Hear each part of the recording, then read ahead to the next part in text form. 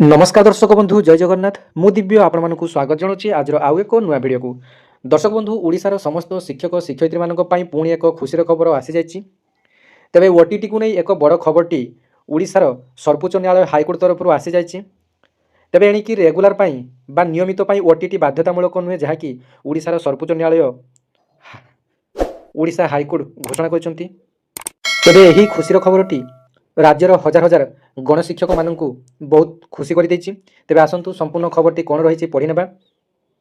तेबे दर्शक बंधु आपण मैंने मोबाइल रे डिस्प्ले रे देखिपारुचंती नियुक्ति नियमित पई ओटीटी बाध्यतामूलक नुहे ओडिशा हाईकोर्ट राय आसिला। तेबे चाकरी नियमित मान्यता देबा पई ओडिशा शिक्षक योग्यता परीक्षा ओटीटी योग्यता बाध्यतामूलक नुहे बोली ओडिशार हाईकोर्ट एक गुरुत्वपूर्ण आदेश स्पष्ट करिसंती। हाईकोर्ट कहिसंती जे ओटीटी केवल दरमा वृद्धि पई आवश्यक। जड़े गणशिक्षा मंत्री जड़े गणशिक्षयित्री संध्याराणी मिश्र चाकरी को राज्य सरकार ओटीटी योग्यता नथिबा दर्शाई नियमित करने को मना कर विरुद्ध संध्याराणी मिश्र हाईकोर्ट द्वारस्थ होते। तेज मामलार शुणाणी कर विचारपति जस्टिस DK श्रीपद आवेदनकारी को नियमित करने निर्देश देते जोटा कि गोटे खुशीर खबर केवल संध्याराणी मिश्र नुहे एवं एमती ओडिशा रे हजार हजार गणशिक्षक रही जो मैंने कि बर्तमान सुधा ओटीटी पास करना रेगुलार हो पारना। तेज से संपूर्ण भाव में खुशीर खबर एवं बर्तमान जो मैंने कि पदोन्नति पाइबा प्रमोशन पाइबा आशारे रही ओटीटी पास न कले सुप्रीमकोर्ट कड़ा गाइडलाइन आसी जो शिक्षक शिक्षयित्री मैंने आगामी 2 वर्ष मध्य ओटीटी पास न करेंगे तेज से शिक्षक चाकरी बाध्यतामूलक अवसर दिज्व।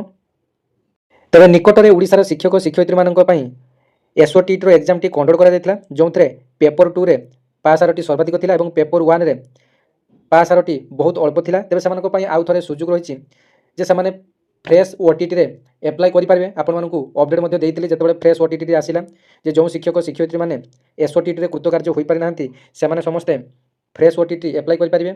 सुवर्ण सुजोग आपण मानक पई गोटे वर्ष एमिति भी आपण मानक पई 2025 शेष होगा जाउची।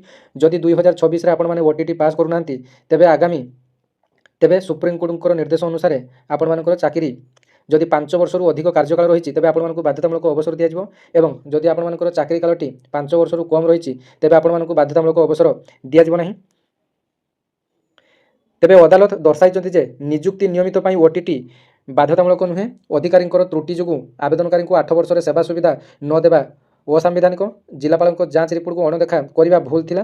तेबे कोर्ट निर्देश देले जे आवेदनकारी 2008 मसीहा फेब्रुआरी 2 तारिख नियमित बोली धरा जाऊ एवं समस्त आर्थिक लाभ 3 मास मध्य प्रदान करा जाऊ। तेबे देखंतु फेब्रुआरी 2 तारिख तांको नियमित करा जिवो एवं जो 2008 फेब्रुआरी 2 पाखरु बा फेब्रुआरी मास पाखरु तांकर जेतेक बकेया दरमा आज पर्यंत हेउची समस्त मिसी 3 मास मध्य तांको रेगुलर सहित समस्त अर्थराशि प्रदान करिया पई हाईकोर्ट निर्देश दैचंती।